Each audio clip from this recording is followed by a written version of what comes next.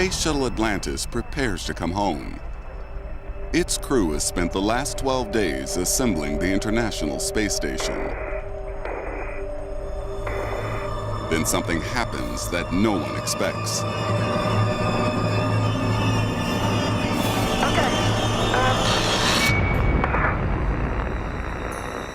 Houston, Atlantis. Go ahead. The day before the shuttle returns back to Earth, the commander reports kind of sighting something that he's not seen before. There's some kind of reflective structure. Mission Control asks Commander Brent Jett to describe what he sees. A structure that's definitely not rigid, or it's not a solid metal structure. Doesn't look like anything I've ever seen on the outside of the shuttle, that's for sure. Mission Control take remote control of the payload bay camera. That's when things start to really get interesting. Okay, we're seeing 3 or 4 objects. No, there are 3 objects. Strangely enough, at that point, you have multiple objects, 2 more that join in and essentially form some sort of triangular formation. For 20 minutes, Atlantis tracks the flashing lights across the sky, beaming images back to Mission Control.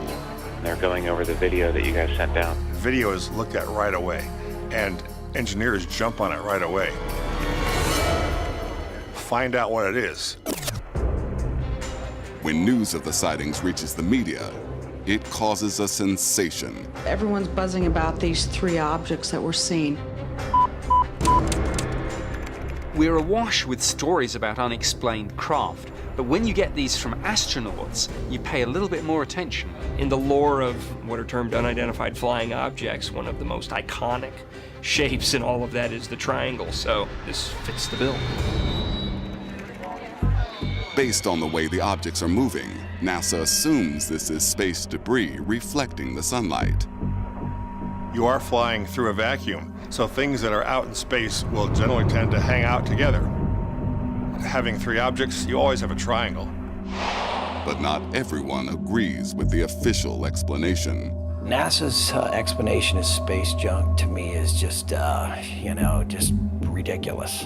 They should be able to recognize what space junks are. These guys are astronauts, okay? They're trained for this.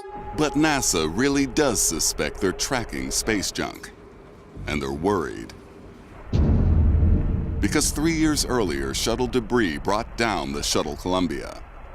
Following what occurred on STS-107 when we lost the Columbia, NASA is very interested in tracking virtually every piece of debris. NASA fears the Atlantis is seeing a critical piece of its hardware that's broken off. In Mission Control, we really want to get pictures like this of anything floating nearby any shuttle, especially if it appears to have come off the shuttle.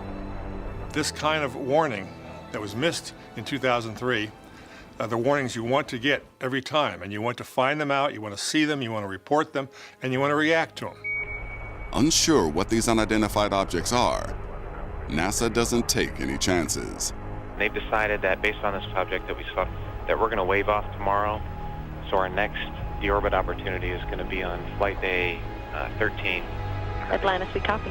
NASA delays the landing so they can check that Atlantis has not been compromised. This is Mission Control Houston during this survey to confirm the integrity of Atlantis' heat shield. In this case, it looks like it's more likely to be an incidental object broken free accidentally from the shuttle. And I believe that's in the end the NASA decision.